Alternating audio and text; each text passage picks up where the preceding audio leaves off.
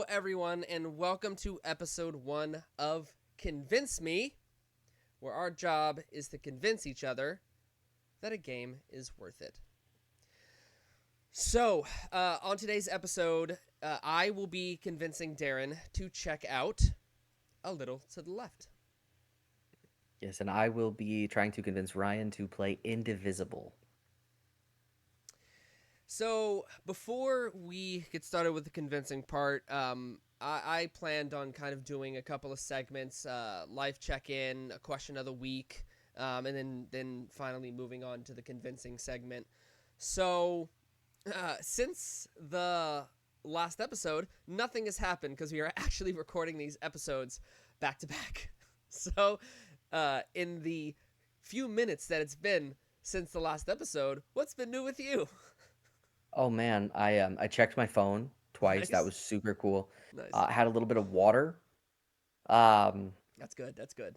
yeah, stay hydrated. Um, man, I checked the temperature. That was super fun. Oh yeah, Because what's it like in it's Florida? 75 and humid and awful. Ah, It fair is. It enough. is. We're ousting ourselves a little bit. It is February 2nd. It is Mm. still supposed to be in the depth of winter. And summer started 2 weeks ago It was actually pretty in this cold. place. I'm in Maryland, but it was pretty cold here in Maryland, and I actually had to wear a jacket. I Oh, didn't, but I should have, and what are I those? paid for it. Oh, What's just a jacket? it's just these things that you wear when it gets cold, which I know you're not familiar with, but it happens. Huh. um, Huh. So yes, for this segment, like the kind of the beginning of the episode, I also wanted to kind of leave room to talk about gaming news, but also any fun things that had happened. So we didn't really talk about kind of what we do in the first episode, but I am a school library specialist in a elementary school. Um, Now, for those of you who are out of school and are about my age, when you think of media specialist, you probably think of some like old crotchety lady wearing cat eye glasses with a shrimp shaped back walking up to you recommending you a book with the old lady voice, or some out of touch old guy who recommends you books that you just don't care about. Um, and that can be the case for school library specialists, but I am a bit more with the times, and we being a media specialist has kind of grown uh, a little bit since we were in school, and so now I am in charge of kind of like helping students find books, but I also help with the research side of things, especially with like digital literacy and things, and I teach lessons. But the new kind of thing is with the advent of technology, I help with Chromebooks, which are the bane of my existence. But I help repair Chromebooks, fix technology. If there's any device that's gone wrong or won't connect to Wi Fi, whatever, 99% of the time it's turn it off and turn it back on. You are all probably good enough with technology to know that it's always turn it off and turn it back on, and that fixes most things. So that's kind of what I do, and my story is actually about connected to what I do.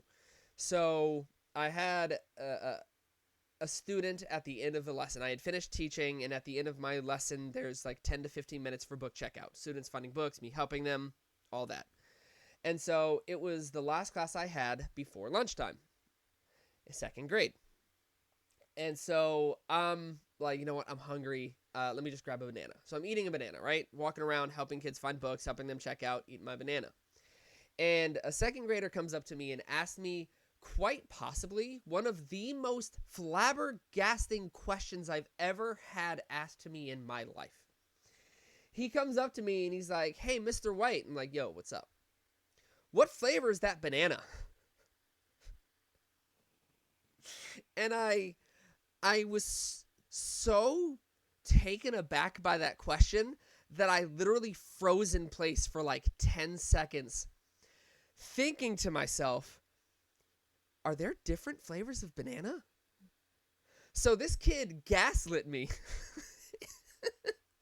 into thinking that there were multiple flavors of banana. Now I know there are probably different like kinds of banana. Maybe like if it's grown in a different location, it may taste different or different colors of ripeness. Like I know all that. But when he asked me that question, I literally stood there processing the question that he asked me. And in the end, I just went, banana flavored? And he said, okay, and then just left.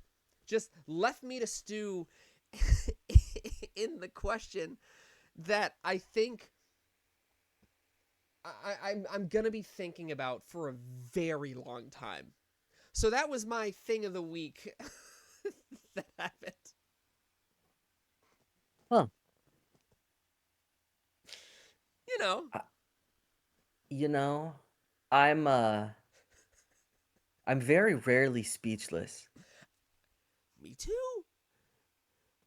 Second grade, you're 7, maybe 8, Huh. depending on when you were born. And he didn't even, like, we weren't even in the middle of a conversation. It was, hey, Mr. White, what flavor is that banana?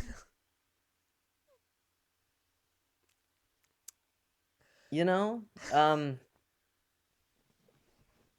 I'm sure I'm sure there's a point to be made somewhere here, some commentary about, youth knowledge and nutrition and school systems and I'm sure that, but in my head I'm thinking, well, you know, of all the questions he could have asked you about that banana, that's probably the most benign. You're not wrong.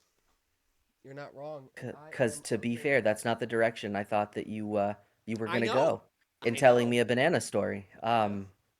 You, you know, So, you just never know. but that is my catch up and story. Do you have anything? I personally think like if you don't have anything funny or you don't have anything to tell, then you're just like, yeah, I don't got nothing. But as somebody who works in a school, I'm most likely gonna have something. I don't I don't have a ton. No, I work in a medical setting, a non-traditional medical setting for what that's worth. Yeah. Um, not a lot of not a lot of excitement happens in my day other than just people watching outside the office. So fair enough. Let's ask this because you work in a setting where you meet a lot of people. Have you ever met anybody where you were like, "Oh my gosh, I can't believe I'm meeting you"? Oh yeah, but I'm not allowed to talk about it because like HIPAA exists. That's fair. I've I've met I've met some athletes. I've met some voice actors who are particularly relevant to my Mm-hmm. interests. Mm-hmm. I met somebody who acted in a what would now be Marvel movie, but it was before Marvel was Marvel. So, the before times that we don't talk about may Yeah. or may not have been pertinent to a group of, let's say, four fantastic individuals, just kind of throwing that out there. So I did meet somebody who was a pretty major role in that, but otherwise, I mean, no, people tend to keep to themselves pretty well. I get to meet a lot of chefs. I work with a lot of construction workers. A lot of people who are just pretty hard on their bodies, whether or not they think about it. And then kids. So chances are I've met a lot of child athletes who are going to grow up and do some pretty Nice. wild things because they're Nice. just if you're an athlete in Florida and you're even halfway good, somebody's gonna look at you, Fair enough. which is kind of cool. Fair enough. All right. Well, So maybe. if you think of anything, feel free to chime in. But now I would like to actually move on to some gaming news because there's a lot of chaos happening right now. The main one being that Forza and Halo and all the Xbox exclusives, all, half of them, are coming to PlayStation this year. Forza, I believe, has a spring release date. I believe. Now, here's my question for that. Forza and Gran Turismo on the same console. Which one do you do? I mean, so personally, couldn't care less. Um, Never been much of a racing game guy, although I do appreciate them from a visual perspective. But I do feel that they have taken some lengths to differentiate themselves over the last few iterations. Like I feel Horizon. Forza, yeah, so I feel like Forza has gone more to like the street racing route, whereas Gran Turismo is like if you like cars and you want to be in that like Grand Prix esque F1 world of this is how you would actually drive this car on this type of race. I mean, yeah, they appeal to I think a very different audience, kind of similar but different to like NBA Live versus 2K, right? Yeah. Whereas one felt more like your traditional sim, the other felt like, hey, this is how it is. And obviously, one of those won out more than the other. Yeah. So that one I don't think is necessarily the big deal. Halo being on a PlayStation, however, that's so very interesting because I mean, for the longest time, for those of you who can remember far enough back to the Xbox versus PlayStation 2, the Xbox 360 versus PlayStation 3, every new shooter that came out was supposed to be the Halo killer. And Resistance. I now, remember it. oh man, Resistance was so good. You remember Rage briefly was supposed to be the Halo? Yeah, You remember let's when that game ended before it even actually began? sure do. You just and then all of a sudden it was but wasn't Fallout. Like I mean, we'll just yeah, Rage 2 what a title. tried. Um Crisis, Metro. I mean, there was everything was just trying to be the Halo killer. And now Halo's gone the multi-platform route. And I I mean, we can say what we want relative to what is the state of Halo right now, considering Call of Duty ultimately was the Halo killer. Like Modern Warfare was the Halo killer. But even now, I mean that may or may not be contentious to I Halo don't fans. think so because it's like sci-fi shooter versus military. Like it's Mm, they were both multiplayer juggernauts. I will give you that. But I mm, do agree that Modern Warfare kind of it created like what online multiplayer shooters kind of I feel like strive for. Granted, we are not the people to talk about multiplayer shooters because neither of us really play them. But I feel like any multiplayer shooter I have had has followed the blueprint of what Modern Warfare did. Because before that, with Halo, it was just like go online, shoot people, play games, do a match, do another match, whatever. And then mm. Modern Warfare comes out, and it's like, oh no, you now have progression. You can unlock multiple guns. You unlock skins. Or I guess not skins at the time, but you unlock I guess there Yeah, are gun weapon skins. skins. Yeah. But you unlock new grenades. You unlock new attachments. Like there was a purpose and a drive to play online, and that's what a lot of online multiplayer games have now because that wasn't really a thing before Modern Warfare. Hmm. I mean, even let take it from a different perspective, even in terms of controller layouts. Because I mean, the L1 R1. left shoulder button aim, right shoulder button fire, that was Call of Duty. Whereas the original Halos, you were pressing your right stick to do any Mm, type of weapon zooming. And so, well, I mean, yeah, yeah. it's, I think the battle rifle is the one that comes to mind from Halo 2. Um, or you just kind of didn't have to aim, honestly, because hip fire was super, super viable. Um, so it definitely is an interesting thing, but to watch now, I think the implications of what were considered long time Microsoft specific console exclusives coming to PlayStation, the implications of what that actually is going to mean in the gaming world as a whole. I think that's more where we have room to talk about because is this Microsoft signaling that they are in fact going to do what a lot of rumors and people have suggested and just become a game developing company and just completely forego the concept of hardware. The Series X could be the last their last console, man. Like, and that's crazy to think because we've had five generations now of Xbox, Xbox, Xbox 360, Xbox One, Or Xbox One X, Xbox Series Series X. X. Don't believe I missed any, although Microsoft does not make it easy to keep track of their iterations. PS5 is like, oh yeah, it's the fifth one. Like there's pros and slims, but no, it's just there's five PS5s. And then Mm-hmm, mm-hmm. Nintendo makes it impossible to like unless you know you're unless you No, know no, no, because at least Nintendos are different enough. they are. You're right. You're right. That's totally fair. I'll give you that. Xbox just it's just a modem or a fridge or like just nondescript Um, obelisk. mm-hmm.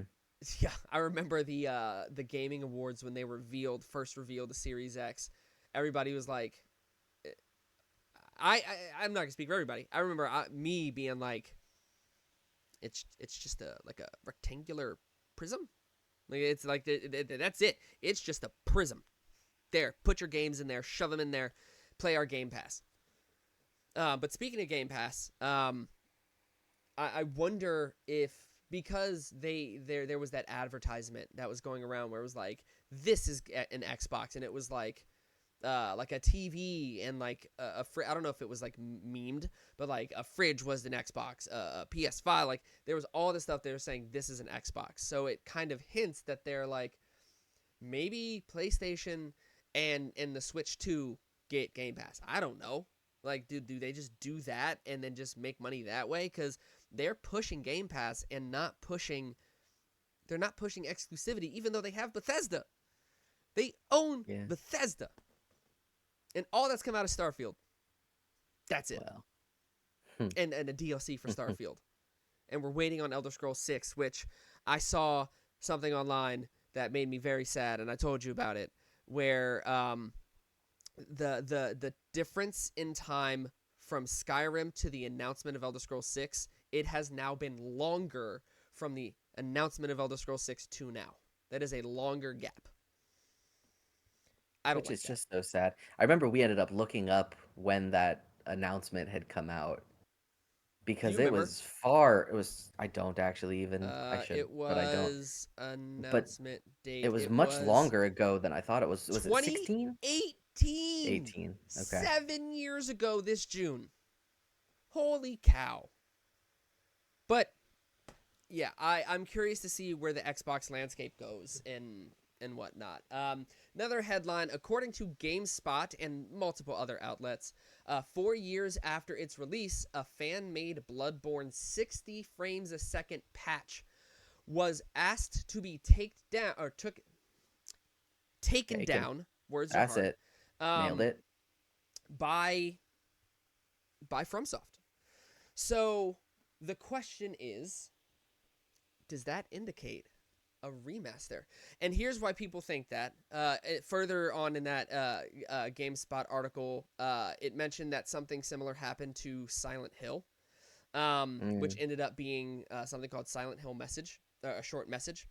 And people are kind of like equating it to that, where like, do they not want something to contend with this possible remaster that they're going to be putting out? What do you think? I mean, with FromSoft, anything is possible, right? I mean, did who expected, the Scholar of the First Sin back when we got those? I mean, those that was a Bump pretty that. substantial Who expected upcycling. Night Rain? Who All right, expected the Elden Ring roguelike 3 or one player like whatever Night Rain is going to be? fair, but doesn't fit the context. So with FromSoft, I mean, you never know, right? They are very quiet about things, but they seem to have their pulse on their fan base better than most, I would say. I don't think that's a far cry to say. I mean, let's look at some just completely almost tone deaf entries of popular series lately, right? You have Dragon Age. Fans were waiting for a decade for another Dragon Age game, and then they get it, and what does it do but nothing they expected? Or wanted? Because they didn't listen to their fan base. Now for me, I didn't I played probably 10 hours of the first one and I never picked up another one I guess I tried to play Inquisition. I think I probably got 2 hours in, maybe, and that's because I ran around in a circle a lot. So I didn't do anything in Inquisition. So that meant nothing to me, right? Veilguard, I just thought it was a fun game, and we moved on. But for people who were attached to the characters, attached to the world, attached to the lores, they didn't get anything they wanted, right? So then you get these giant developers like BioWare who release these absolute tone deaf monstrosities. That doesn't even get me started on Mass Effect Andromeda, Oh wait. Can we and talk about Anthem?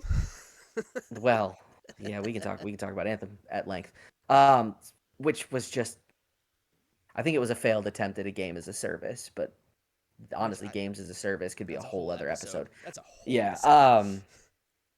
So I mean, FromSoft just does things people want, I right? agree. And it'll do it in varying degrees. Now, does that necessarily hint at a full, like, in stores release of a full remake or remaster? Maybe. Could they potentially just be working on a digital only release for it? Also, maybe. I don't think anybody I would mean, it's care I don't think because so either. I Bloodborne think is people just want it. two in 2 months. No, in 1 month. March 24th, 2015 was Bloodborne's release date. Wow, 10 10 years old, huh? years people have, well, they haven't been waiting 10 years, but like it's been many years that fans have been waiting for a remaster. And I feel like FromSoft has built up enough goodwill to the point where they could totally pull it off and people will buy it. Like Elden Ring alone brought them enough goodwill to get in a bigger audience for Bloodborne or a sequel or whatever they plan on doing, anything Bloodborne related. And that's with an extensive wait for a DLC, which then ended up being a Game of the Year contender as a DLC. I feel like Which they almost had to change the rules of Game of the Year specifically for Shadow of the Erdtree. a lot of people did not like that the DLC was No, nominated they for didn't. Game of the Year. No. I could be convinced either way. Like the only reason I was iffy is because I was hoping that it wouldn't win over Metaphor, even though Metaphor didn't win either Right. at the Game Awards. Like obviously, it probably won in some like award show, like some from somewhere, but like the Game Awards, I feel like is kind of the one that a lot of people watch. Like I think this past Game Awards was the most watched Game Awards, I think. Mm-hmm. I believe But that's yeah, correct. I don't know. I would be down. I beat it once, and I enjoyed my time. I think what's crazy about the game is that like it's running at 30 frames, but it really it doesn't feel like it's impacting your experience at all. Mm-hmm. Which I think is really interesting. But next topic, I'm very excited because it actually comes out in 16 days, and I think it's Game Pass. Avowed. How are you Oh feeling yeah. about Avowed and what it could be, or do you even like know much about it? Oh, you know, I'm optimistic, but I'm keeping myself ignorant because Mm, I don't want to fall victim to, press hype, to potentially muddle my experience. I have found in my life and my gaming career that if I allow myself to buy too much into the hype and you create this own fairy tale in your head of what you want the game to be, and at that point the game is pretty much doomed because it can't possibly fit everybody's fairy tale expectations of what you want it to be.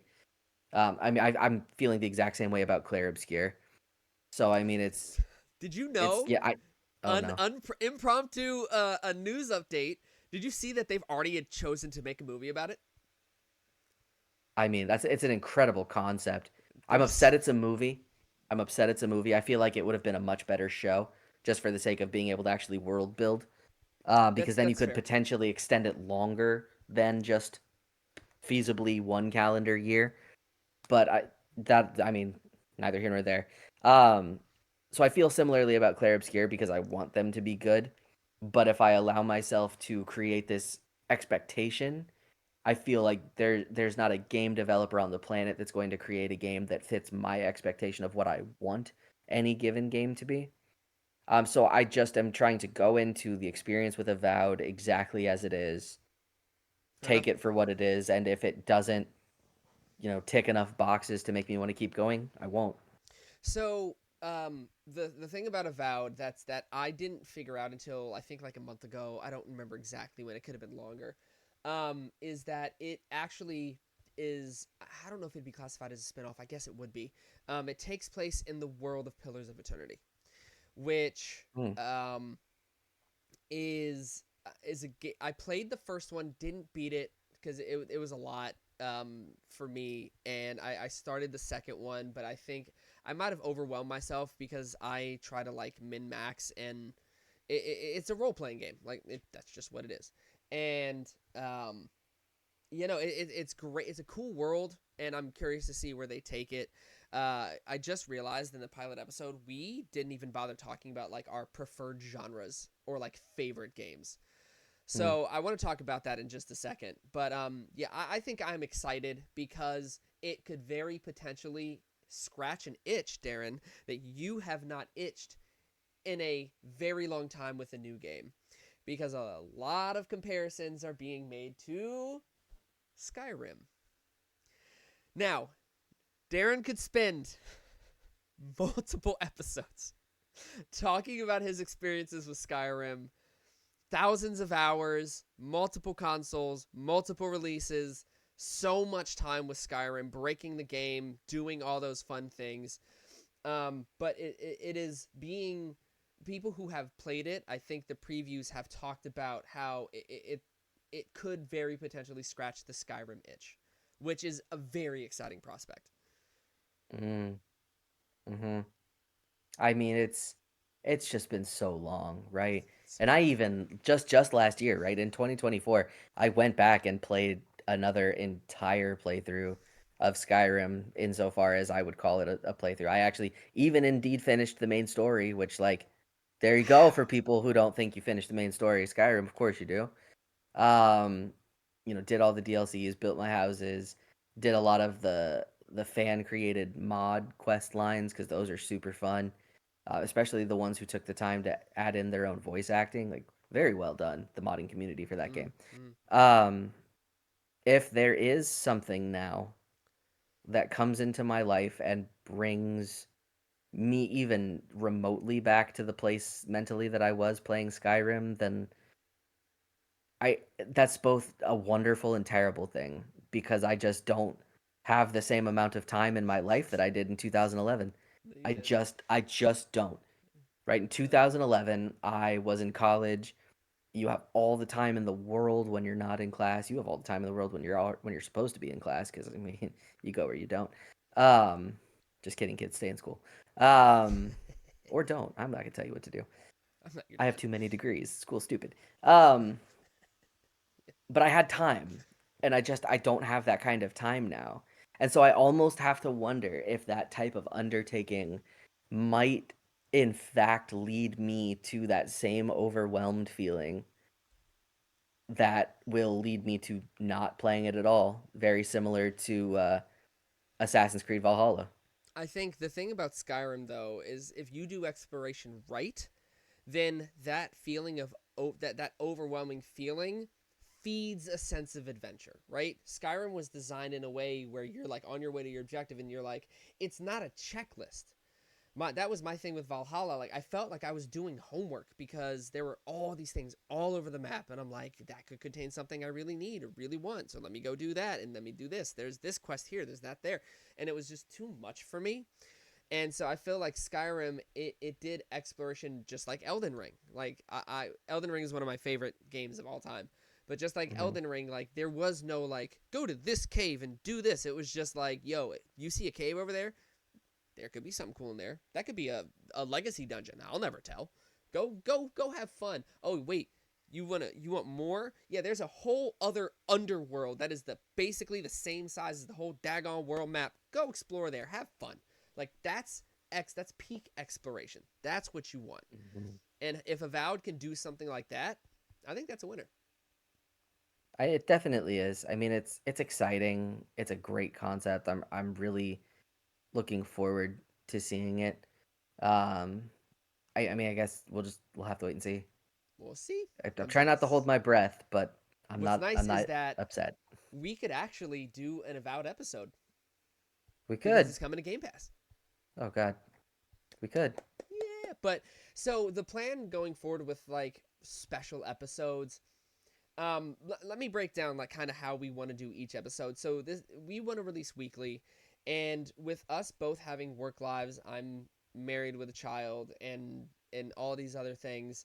Uh, there's no way that we have the kind of schedule that would allow us to like complete a game like a reviewer. Like we're not planning on being reviewers per se. The main plan is to like I want to spend this week digging into this game as much as I can. I want to focus on the story, do a bit of side content. If I can finish a game over the course of that week, then great. Um, I think the challenge comes in because there are games that I am like playing right now. Like I'm playing Romancing Saga 2, the remake right now, and so I do want to put time into that. And so our plan is to dig into each Game Pass game as much as possible to talk about it.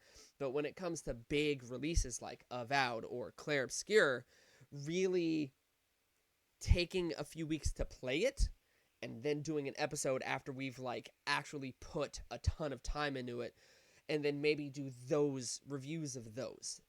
Um and I think that's kind of like what we would plan on doing.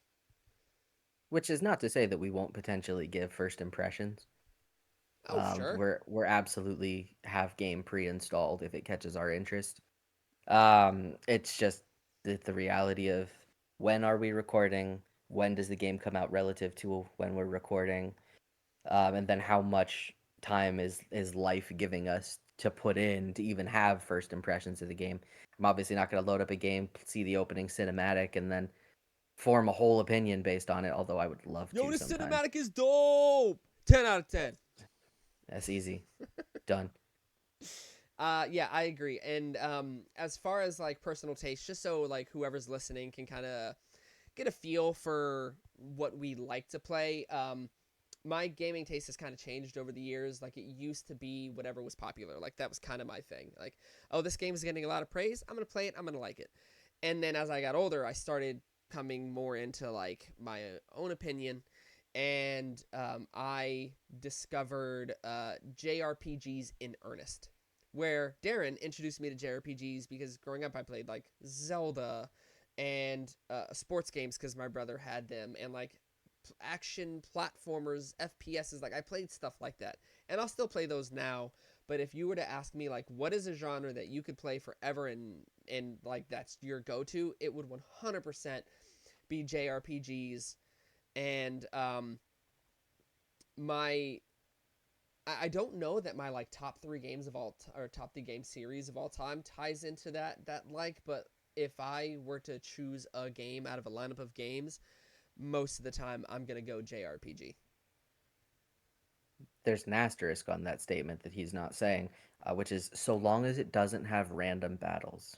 I don't like random Oh, encounters. I'm sorry that no. I like to see the enemies. I'm sorry. Although I do plan on playing Octopath Traveler 2 at some point, which is random encounters, whatever. And I And do he'll have a complain the whole time. I'm gonna do it, but I'm gonna complain the whole time. I also have a shameful admission to make as someone whose favorite genre is JRPGs, and Darren knows about this. I have never, other than Final Fantasy VII Remake, Rebirth, and 16, I've never played a Final Fantasy game to the end. I know, I Let him know. have it. Let him I have it. Let me have it. I do plan on doing it, and maybe we can have a segment as I'm like playing those of like impressions and like what I think and whatnot. But yeah, I've never played it to the ending. But yeah, what is your if you had to pick like a genre of choice, what are you picking? So I give a lot of thought to this because like JRPGs are what I grew up with. They're what I played most of the time. They gave me that deeply immersive world that I was looking for. And they were long. I and they were long, which back in PlayStation 2 when I didn't grow up with a lot of money, so I wanted a game that I was going to get my money's Yeah. worth out of. So if I could spend 40 to 60 hours playing a game as a kid when you don't really have that much time depending on how many activities you're involved in. Like that was a big deal for me. And so JRPGs will always have that place in my heart, but I think I'm getting to the point where in order to keep me engaged, I need a little more out of the gameplay itself. And so I think the Western RPG for me has really started to be my favorite Mm, genre. It's getting increasingly hard to ignore that fact. Considering in a single playthrough before he's laughing because he knows where I'm going. In a single playthrough before a single piece of the DLC came out, which I still to this day have never played, I put 385 hours into a single playthrough of The Witcher 3, which I think is everything you need to know. yeah. It's a problem. I put 100 hours into Cyberpunk.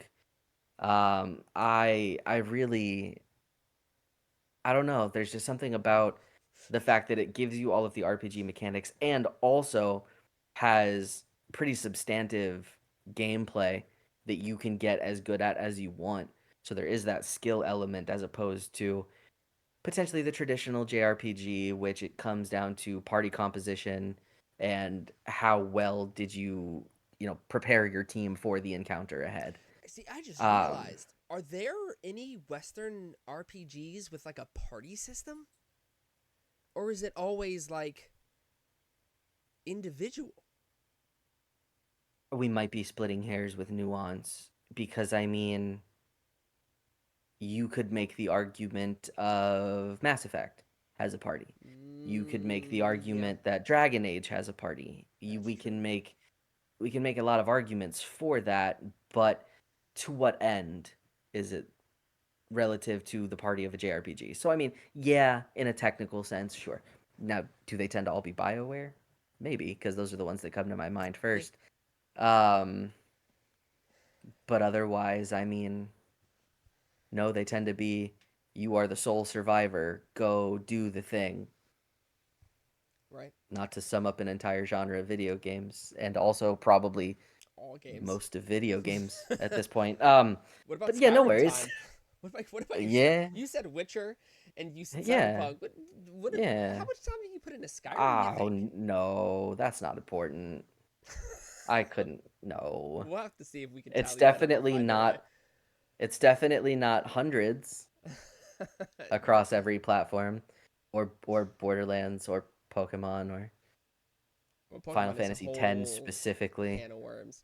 But yeah, real quick, if we had to list like three like series that like top series, real quick, because I do want to move on to our question of the week and then our convincing segment. I would say top three series is Kingdom Hearts. Like that's my absolutely go to favorite series that I really like. Oh my gosh, oh my goodness. I would probably say I do like Borderlands. I can find myself kind of like mindlessly going back to it. Like if I had to think of a series that I could just like turn my brain off and go back and play, it'd be that. And then I would definitely say actually the Tales series, um, because it's kind of like JRPG comfort food.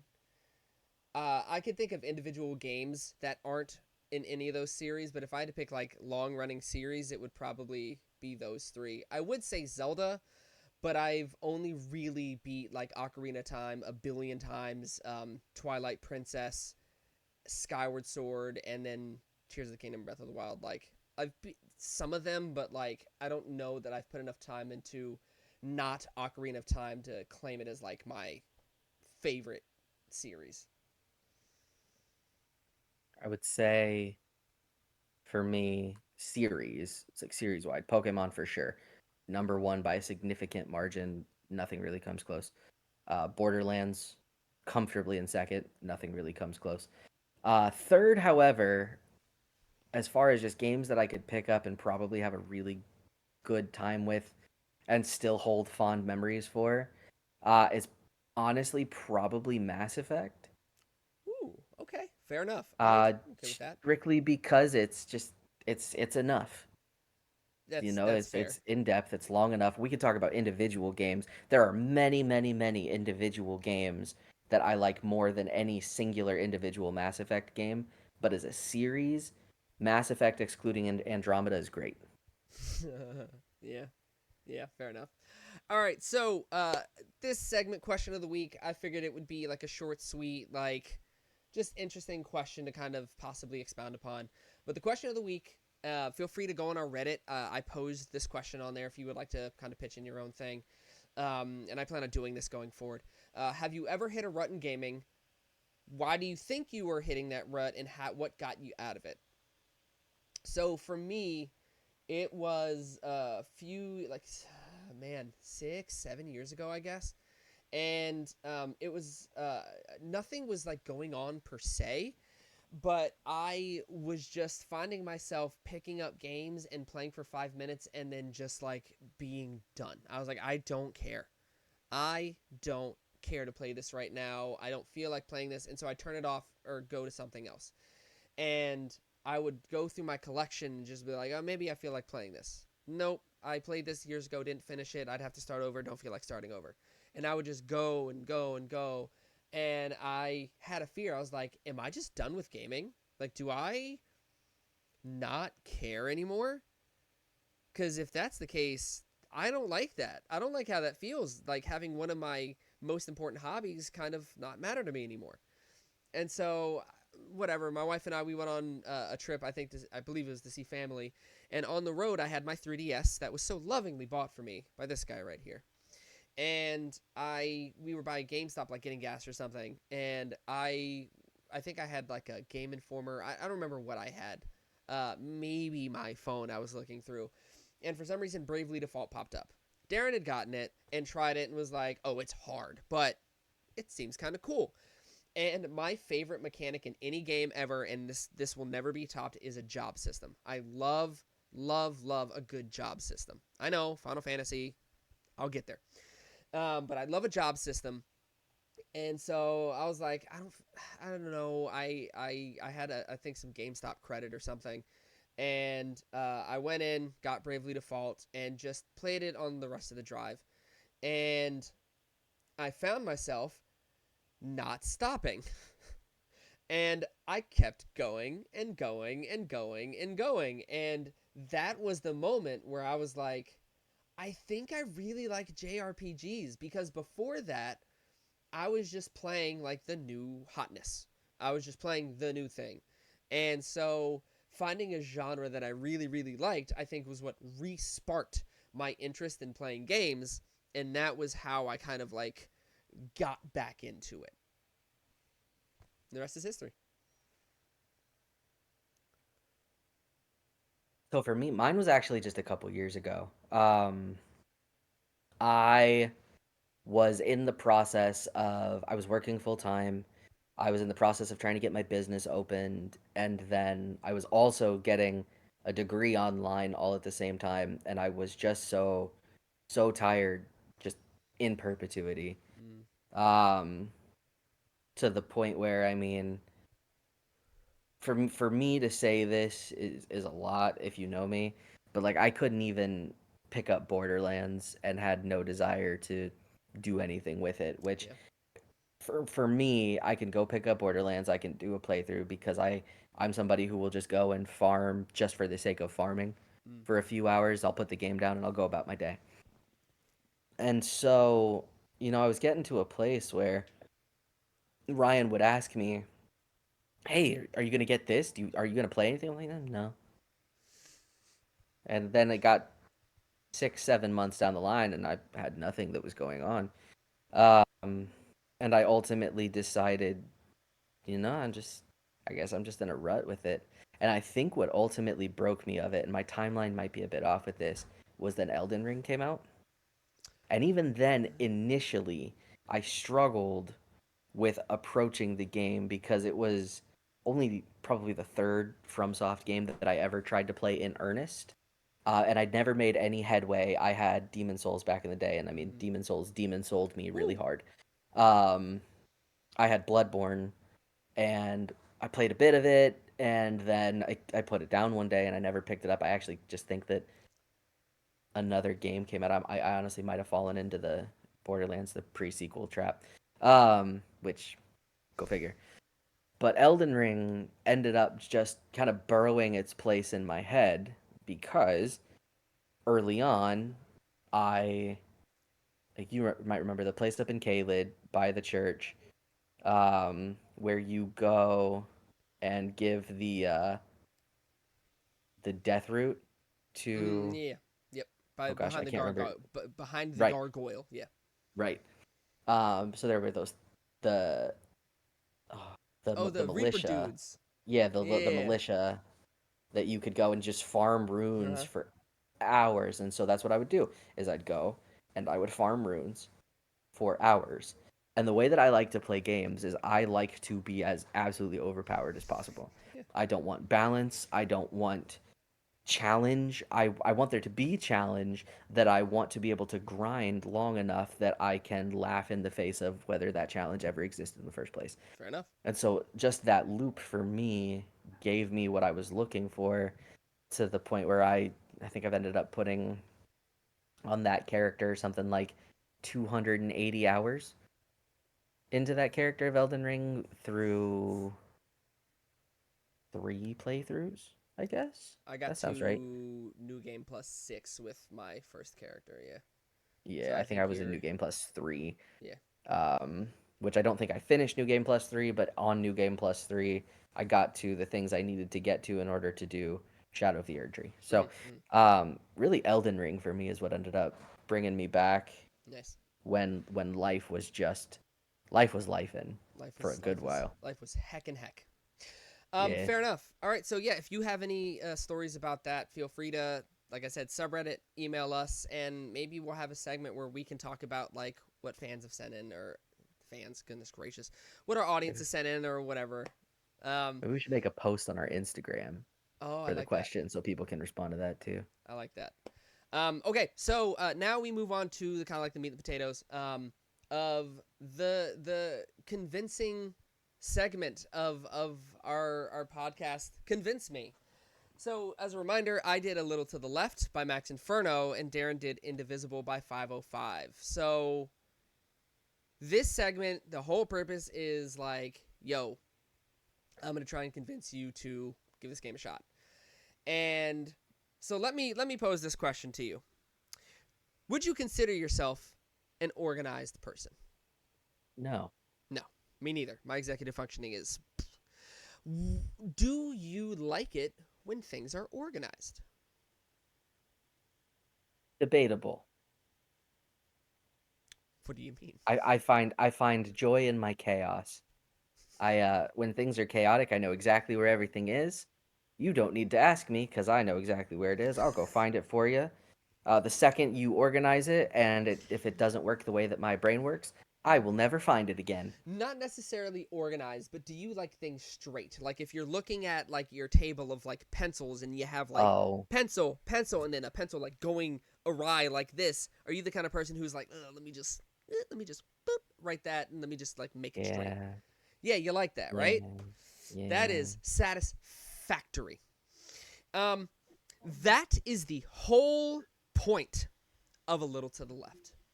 It is kind of like a lot of people say OCD, but it's not OCD. You just like things to be like straight or not crooked. So the whole point of the game is these little puzzles, and your job is to figure out how to best organize them in a certain way. Like the beginning levels, like you'll have like a painting that's like slightly crooked, and the goal of the level is to just straighten the painting, and it's very satisfying. But as you go on, you start revisiting certain puzzles that you've done, and it kind of like throws a wrinkle in there where maybe you have to categorize like envelopes by like a certain colorway, and by the time you're done, you're just like, oh, my heart is so happy with how organized this is. And I think it's worth playing because there is something to just organizing things, just having things straightened. Because I'm pretty sure there's research done that like when your house is disorganized, it can kind of like affect your like, I guess your dopamine or like your your happiness, I guess. And so this game is kind of a quick, like, let me just rapid fire organize these things. And it makes you feel so good when you solve a puzzle and organize those envelopes or move this thing so that it's straightened. And um, I think it's worth it just because it's something that you can quickly play in bursts because it's puzzle levels. And as someone who is a father, that is very important because I typically play when my son is napping and my wife and I aren't really doing anything per se. Like, we don't have like anything to get done around the house. Or I play after they have gone to bed, like both of them have gone to bed. And during when those times happen, I don't have a ton of time. Like, I'm not gonna go to bed like 1 o'clock in the morning just so I can get some games in, but my wife falls to bed around like 9 or 10, and then that gives me like an hour or so to kind of play something for a little bit. And this game is a perfect short dopamine boost of just like, let me just do a couple puzzles here and there for 10 minutes. And it is on Game Pass. And even when it's not on Game Pass, I don't believe it's that expensive. And it's just a happy little moment of sparking joy when you're organizing puzzles. So yeah, do you have any questions about the game? What do you think about the conceit of the game, if you will, or anything of the sort? I can see how it would be cathartic. It is. Yes. Yes. I can also see how it could cause arguments with couples. Because why are you willing to organize in the game when I have a perfectly good set of things right here that could probably do some organizing? I think the issue with doing it in your house, which you should do, I think what makes it harder in your house though is that Is there's no like victory music once you've done it. Yes, of there's course, no we all there's know. there's no fanfare. No, I think Let this it's be said. If there was victory fanfare every time you completed a task at home, I bet we would all be more productive. Carry on. fair. I agree, which is why I think there are apps that like help you with that. But it's one of those things that like I think the open endedness of cleaning your house can kind of throw a wrench in it sometimes because in the game there is a set answer. Like, these envelopes need to go this certain way. This pencil needs to be turned this way. This painting needs to be turned this way. Like, there is a specific answer. So not only are you getting the catharsis of cleaning or organizing or whatever, you're also getting that like brain boost of a puzzle that you have to try and find, and which could also lend to your real life because it could possibly give you ideas on how you want to organize your home.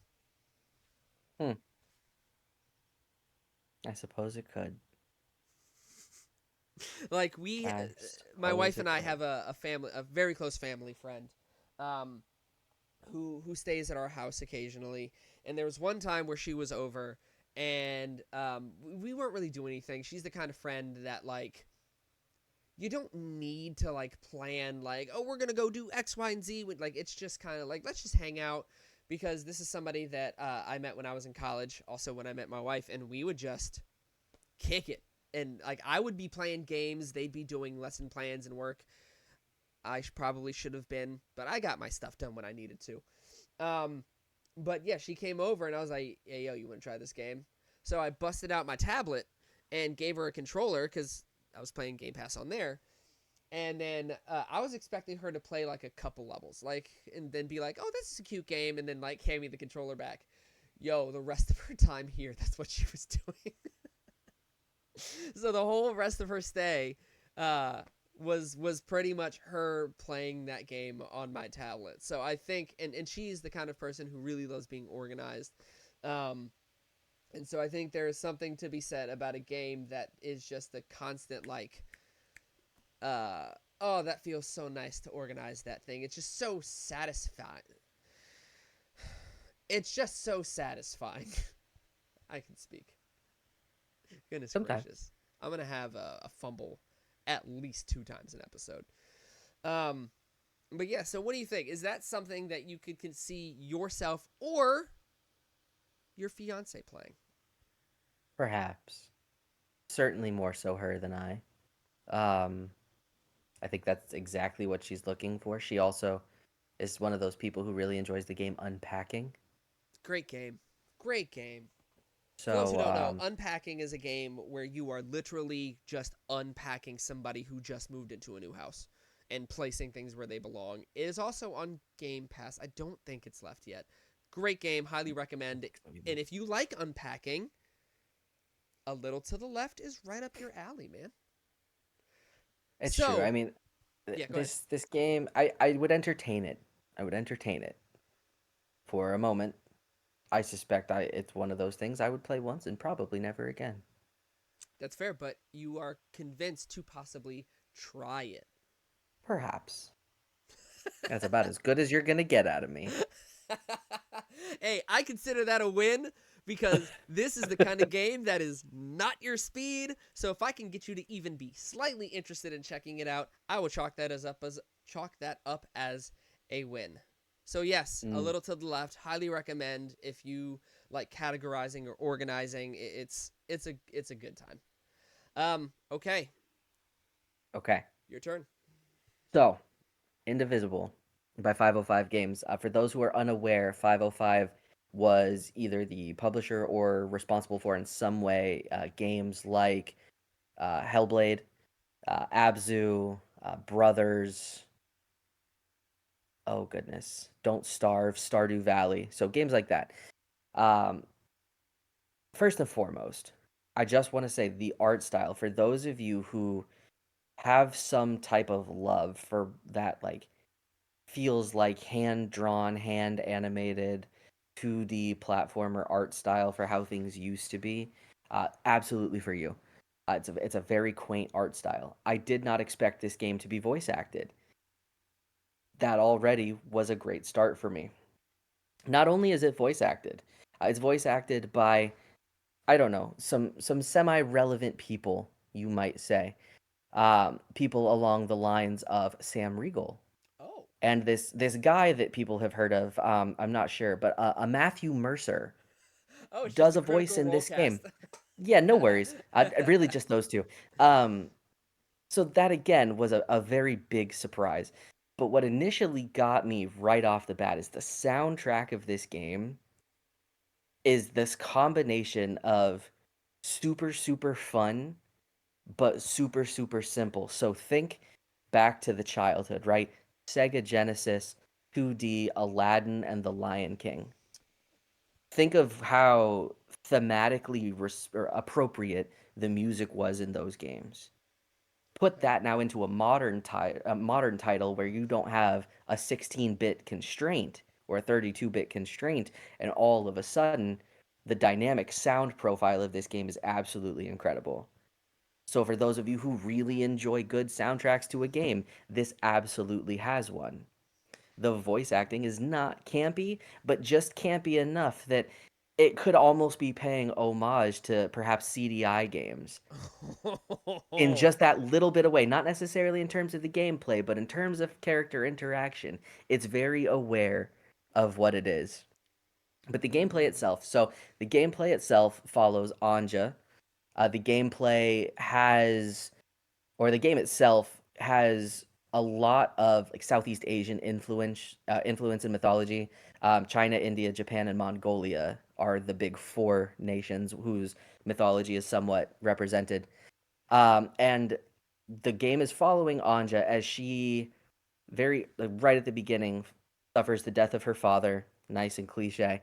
And the majority of the early game is then spent tracking down a character, Ravanavar, which is just a super fun name to say, who goes through some real weird transformation, which leads to her going through some real weird transformation.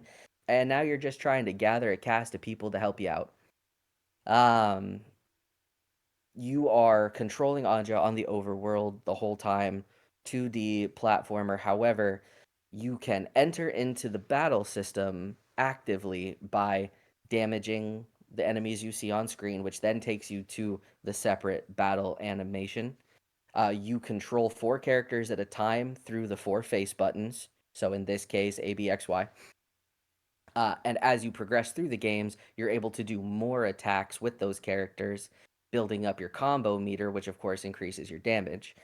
Characters have different roles. You have characters good at range, characters good at AoE. You have healers, of course, which anybody who knows Ryan knows that he's real into playing with support characters.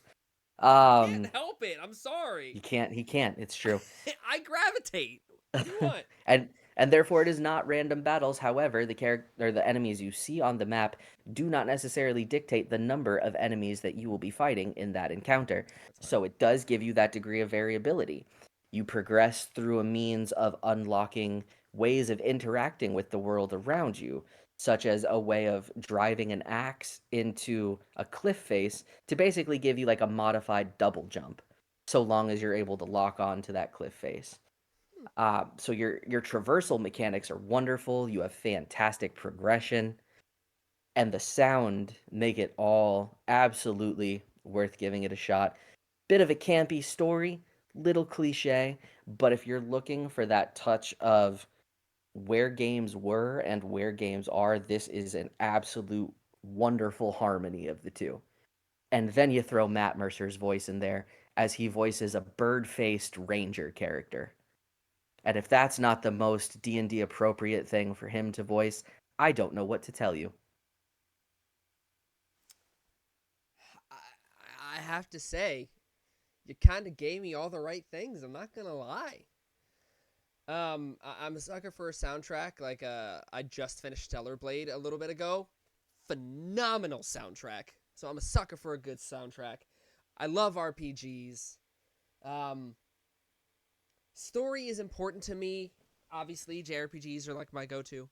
Um, I could see myself attempting it. Now, here's the question: is it something that you feel pushed to continue playing? Because I didn't say this for a little to the left, but just as far as being like a main game, like I'm going to sit down, this is going to be my game going forward. I don't know that a little to the left would be my main game going forward, but I could absolutely sit down and be like, you know what? I'm just do a couple puzzles here and there and then go back to daily life or whatever.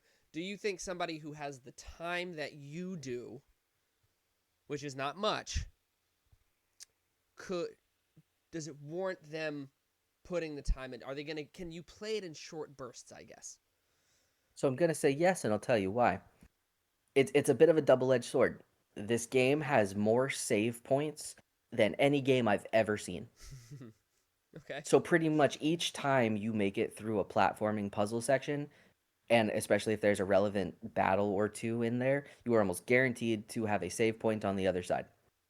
Is So it? yes, you can progress in that way. However, the more prudent thing is that this is one of those games where the gameplay is so streamlined and your progression is so continuous that you have no idea how long you have actually just spent playing this game.